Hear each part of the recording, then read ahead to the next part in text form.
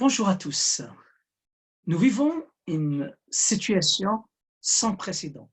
Le confinement imposé à tous, de l'Est à l'Ouest, du Nord au Sud, des riches comme des pauvres, des petits comme des grands, tous sont concernés par cette situation. Tous sont touchés par le coronavirus, le Covid-19. C'est une situation qui n'épargne absolument personne. La question à laquelle j'aimerais répondre dans cette capsule théologique est la suivante. Est-ce que le chrétien est immunisé contre le coronavirus, le Covid-19? En d'autres termes, est-ce que nous pouvons être contaminés par le virus ou bien nous sommes protégés parce que nous sommes chrétiens, comme le disent certains chrétiens ou certains prédicateurs? Je précise d'emblée que je ne prétends pas répondre à cette question d'une manière exhaustive parce qu'il faut plus que 5 à 7 minutes de cette capsule pour apporter une réponse satisfaisante à cette question de fond.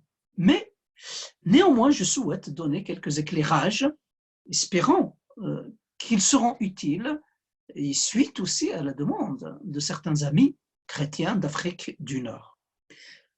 Certains, en effet, enseignent que les chrétiens sont protégés et ne peuvent être touchés par ou contaminés par le virus. Et ils évoquent pour cela, entre autres, le psaume 91, où il y a des promesses très belles et très riches de la part du Seigneur pour le fidèle. Et on trouve dans ce psaume, au verset 5 et 6, ce qui suit. Tu ne craindras ni la terreur de la nuit, ni la flèche qui vole le jour, ni la peste qui marche dans l'obscurité, ni la contagion qui frappe en plein midi. Le psaume 91, les versets 5 et 6. Cela a conduit certains donc à dire que les chrétiens ne peuvent pas être contaminés par le coronavirus. Et si des chrétiens sont touchés par ce virus, parce qu'ils manquent de foi, d'après eux, que répondre à cela? La première chose que j'aimerais dire, et du point de vue de la réalité des choses, c'est que parmi ces chrétiens qui sont touchés par le Covid-19, il y a des serviteurs de Dieu connus de tous, des hommes, des femmes, dont la foi est éprouvée dans le temps, des hommes et des femmes qui ont fait la démonstration de leur foi, et pas simplement en parole, mais aussi en acte, comme le demande l'apôtre Jacques dans son épître au chapitre 2, le verset 18. Accuser donc les chrétiens touchés par le Covid de manque de foi reviendrait au mieux à une ignorance condamnable, au pire à une accusation diabolique.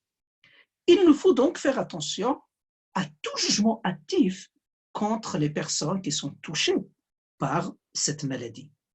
La deuxième chose que j'aimerais dire maintenant, de point de vue biblique, chrétien, comment comprendre les promesses faites, entre autres dans ce psaume 91, mais pas seulement, et de voir des chrétiens qui aiment Dieu, des personnes qui aiment le Seigneur, contaminés par ce virus? La réponse à cette question se situe, à mon avis, dans un principe fondamental qui doit nous conduire dans notre lecture de la parole de Dieu, de la Bible, à savoir lire les promesses de la Bible dans leur contexte.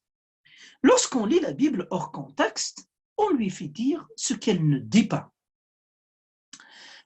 Le meilleur exemple à cet égard, à ce sujet, est celui du diable. Lorsqu'il est venu tenter le Seigneur Jésus, il cite la parole de Dieu. Le diable cite la parole de Dieu et il cite précisément le psaume 91, ce qui doit donc attirer notre attention et nous alerter à notre manière de lire ce psaume 91. Il dit ceci: Dieu donnera l'ordre à ses anges à ton sujet et ils te porteront sur les mains, de peur que ton pied ne heurte une pierre. C'est exactement ce passage que Satan a cité lorsqu'il a tenté notre Seigneur Jésus. C'est dans l'évangile de Matthieu, chapitre 4, le verset 6, avec bien sûr tous les passages parallèles dans les évangiles. Jésus répond à Satan Jésus répond à Satan en citant justement la parole de Dieu. Mais cette fois-ci, Jésus la cite dans son contexte. Et voici ce qu'il dit, tu ne tenteras pas le Seigneur ton Dieu. On est toujours dans Matthieu chapitre 4. Jésus donc répond dans Matthieu chapitre 4, verset 7, et il cite le Deutéronome chapitre 6, verset 16. Tenter le Seigneur, c'est essayer de forcer la main du Seigneur. C'est mettre le Seigneur devant un fait accompli. Comme par exemple se jeter de la fenêtre du 4e étage au 5e étage et se dire, le Seigneur de toute manière me protégera, il donnera l'ordre à ses anges, parce que c'est écrit dans le psaume 91. Cette manière de lire les promesses bibliques, les promesses du Seigneur, n'est pas du tout conforme à la manière dont Jésus lit les promesses de la Bible.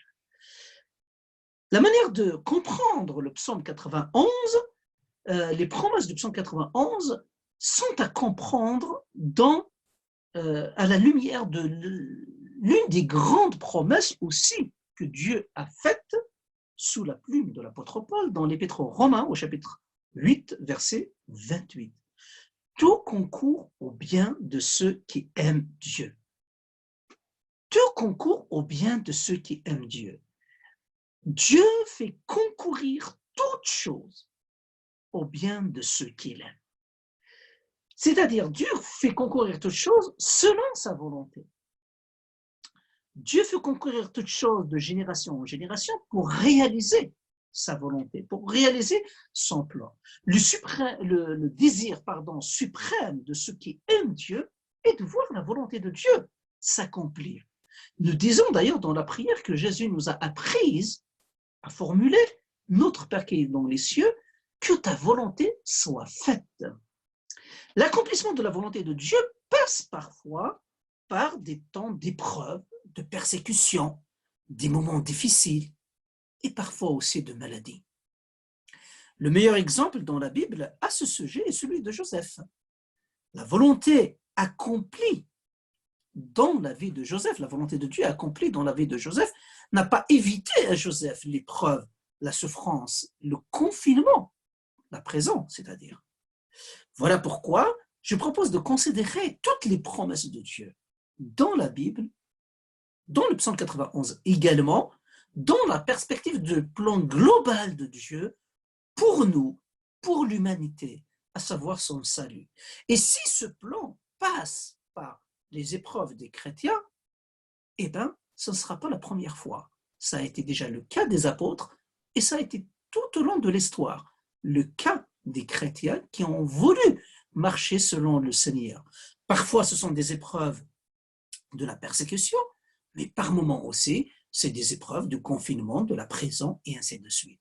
Et le plus important pour le chrétien que nous sommes est de voir la volonté de Dieu, le plan de Dieu s'accomplir et le salut soit accessible à un grand nombre de personnes. Voilà pourquoi, chers amis, chers frères et sœurs dans la foi, permettez-moi donc de nous encourager à respecter toutes les règles sanitaires, toutes les règles sanitaires demandées par les scientifiques, par les experts, car nous sommes aussi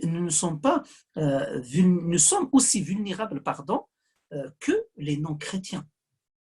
En tant que chrétiens, nous ne pouvons pas nous permettre des négligences sous prétexte que le Seigneur nous protège. J'aimerais donc nous encourager à ne pas nous laisser emporter par n'importe quel vent de doctrine. Et malheureusement, en ce temps, beaucoup se réclament de prophètes, d'apôtres. Beaucoup se réclament de prophètes, d'apôtres et bien d'autres choses. Mais ce qui doit être la règle, notre repère suprême, c'est la parole de Dieu, c'est l'Évangile. Et l'une des promesses que Jésus nous fait dans l'Évangile, en toutes circonstances, et en particulier dans le contexte de la persécution, puisque Jésus, dans cette promesse, dans le contexte de la persécution, c'est de dire, quant à vous, même vos cheveux sont tous comptés. Soyez donc sans crainte.